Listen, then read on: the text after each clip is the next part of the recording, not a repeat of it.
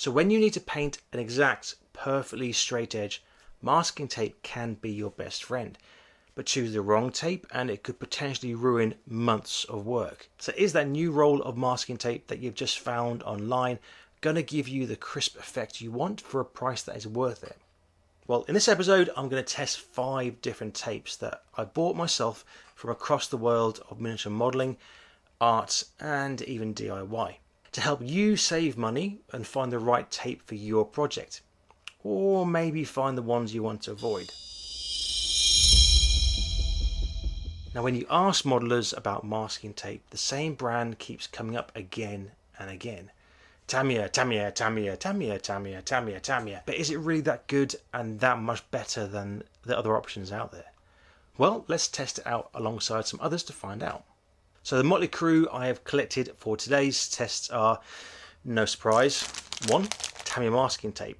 Now I bought a set of 2 of these, which includes the 6mm as well as a 10mm wide tape, as getting them together was slightly cheaper.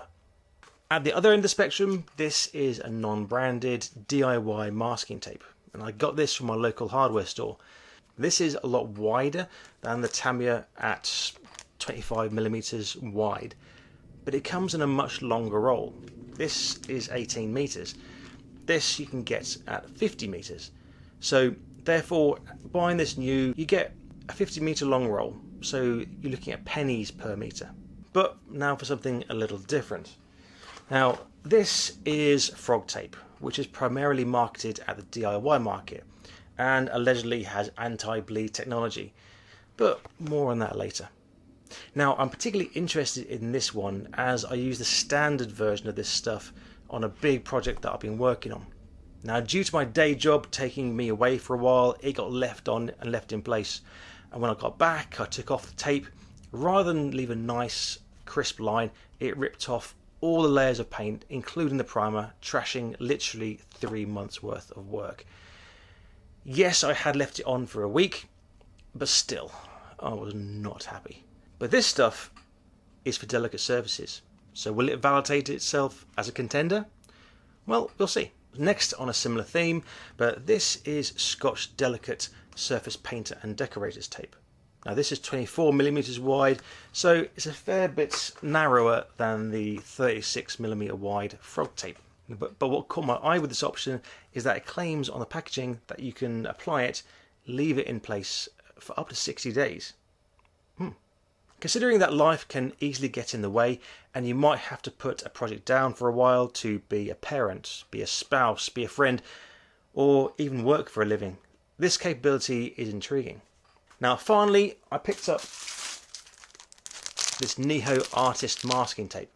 Now this is primarily designed for watercolors, but costing 9p a meter is worth a shot, yeah? Now one tip I recently picked up is that the whole point of using masking tape like this is to get a nice crisp edge. Therefore you really need to protect the edge of the tape to stop it getting banged or letting dust and fluff stick to it. So whilst the Tamiya and the frog tape have little containers to protect it, the others don't. So once I finish using them, I'll put them into a Ziploc bag, and that can help them keep away from dust and fluff and keep your masking tape in top condition. So putting these in price order, we have the Tamiya as the most expensive per meter / yard. Then it is the Frog Delicate Surface Tape, closely followed by the Scotch Delicate Surface Tape. Then it's the Neeho Artist Tape, and then the cheapest option is the non-branded DIY store masking tape. Okay, so for this first trial, I want to keep this stupidly simple and keep the variables down to make it a fair test. So I primed an old iPad screen protector using Tamiya Surface Primer as a test piece. Then I gave it a couple of thin coats of Tamiya XF17 Sea Blue, so I have a nice, flat, even surface. Now we can test more complex scenarios later if these tapes actually make it past this stage. Now to make life interesting, let's paint some hazard stripes. Now just to be clear though, as we're using different widths of tape here, I'm not trying to make beautiful, equally spaced hazard stripes. But what I'm interested in instead is 3 key variables. 1. Does the tape allow bleeding? Now this is where the wet paint seeps under the tape, ruining that beautifully crisp edge.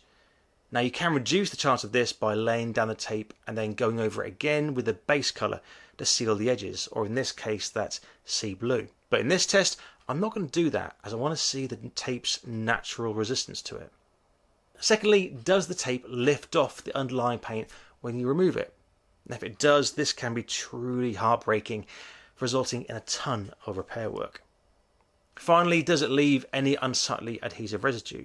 Now at the moment it's about 30 degrees Celsius or 86 Fahrenheit, so I'm interested to see if it will turn into a horrible gooey mess. Okay, so writing the name of each tape on the top so I do not forget which is which, I'm then going to lay down the tape. Once again, I want to see the base performance of each one, so I'm gently yet firmly smoothing it down, trying to use the same pressure on each one. But I'm not going to burnish down the edges or anything like that. Not in this test anyway. Next, to make the yellow hazard stripes, I'm going to grab my airbrush and spray 2 thin coats of Vallejo Model Color Orange Brown. And once I let that dry, I then follow it up with a couple of thin coats of Vallejo Model Air Yellow.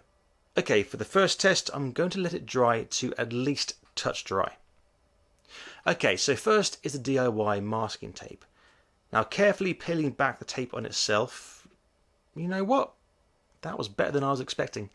You can see some bleeding of the orange-brown and a tiny amount of the yellow, but it has not lifted any of the paint and there's no significant residue. Okay, second is the frog tape. Okay, yeah, that is very satisfying. Now, I'm not too worried about the bottom bit, as I deliberately left the tape loose so I could get hold of it to peel it off. But that is looking sharper than a sharp thing. Quite impressive. Okay, next is the Scotch tape. Also very nice. It peels away very nice and easily. And there are a couple of very, very pinhead sized tiny bleed throughs of that orange, but zero yellow. If you look really closely, the edge does look ever so slightly softer and slightly fuzzier than the frog tape, but it still looks very nice and crisp. Okay, on to the market favourite, the Tamiya tape. Ooh, also very nice. Lifts nice and easily. There is zero lifting of any paint, same as the others. There are a couple of pinhead size bleed throughs of the orange, similar to the Scotch tape, which is genuinely quite surprising. But the edge does look sharper than the Scotch tape, and looks on par with the frog tape. Fair play. Okay, on to the Neeho artist tape. Okay, not great. But to be fair to it, it is designed for watercolours. There is a lot of bleed through from both the orange as well as the yellow. However, there is no adhesive residue and it has not lifted any of the underlying paint.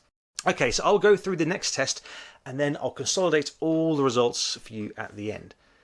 So the next test is time. Now remember how I said that sometimes life gets in the way for whatever reason, which can mean that you have to leave the tape on for a while. Now the normal advice is to apply the tape, paint, and then remove the tape straight away, or at least once it's touched dry. But what happens if you don't? So to test this out, I duplicated the initial test and then left it for a week sitting on the side of my bench. Now this week it has remained really warm, about 25, 27, 28 degrees Celsius. So it will have plenty of time to be fully dry. Okay, so first is the DIY tape. Okay, it has not lifted any paint and unsurprisingly has a similar level of bleed compared to the first test. But yeah, this stuff does tear very easily and a little bit is torn off and has been left on the surface, which I then have to scratch off and try and remove, which has slightly damaged the paint surface. Next is the delicate surface frog tape. Now on the tub, this stuff does specify that it's designed for emulsion and decorating paint, and it should be removed immediately after painting. But that is really nice. There is a minuscule amount of bleed through at the top, but no paint lift or adhesive residue. Interesting. Next is the delicate surface Scotch tape. Now this advertises that you can leave it in place for 60 days.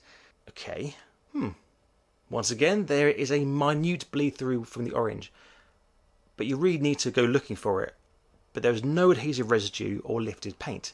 There is a bit of bleed through at the top where the tape rises over that horizontal strip of tape, So I guess this is where that really rubbing or burnishing down that join in the tapes becomes necessary. Okay, onto the Tamiya tape.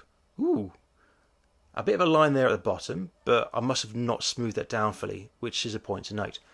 But once again, a really nice crisp result, with just a tiny amount of orange bleed through at the top, which is the same as for all the tapes so far. So this shows how burnishing down joints between the tapes, so where the tapes cross over each other, is really important, no matter what tape you use. Okay, and finally the Neeho artist tape. Oh, dude. Yeah, that's nasty. Okay, in summary, while you can use cheap masking tape, like DIY tape, to mask areas for painting, it does tear really very easily, and it can make it a bit difficult to use, especially if it's got a bit gooey, hot and tacky. And it's also not very reliable for preventing bleed through. So you're at much higher risk of ruining your paint job. Likewise, Tamiya tape, which is the most expensive of those we tested, does indeed give a nice, crisp and reliable finish. It is much more reliable in preventing bleed through, and even has a little dispenser to prevent damage to the tape's edge. On top of all that, the Tamiya does come in a range of different widths, which is a bonus compared to some other ranges which have limited widths in their range. But it is comparatively expensive. However, I was very pleasantly surprised with the delicate surface masking tapes from both Frog and also Scotch tape. Now, this genuinely quite surprised me. They worked a lot better than I was expecting. They could work really well for larger surfaces, leaving your expensive, narrow Tamiya tape for the delicate, tiny projects. But this is a nice, simple, flat surface with acrylic paints. So whilst I think the Neeho tape is out of the race for this particular use, I think this still needs more testing. Now, is there any particular applications or variables that you would like to see tested in the future? Now, if one or more of these tapes looks right for you and your project, then I'll put some links down in the description for you, and you can check them out for yourself. Also, if you enjoyed this test and found it useful, then please hit that like button and don't forget to subscribe for more positive modelling content like this. And I'll see you on the next project.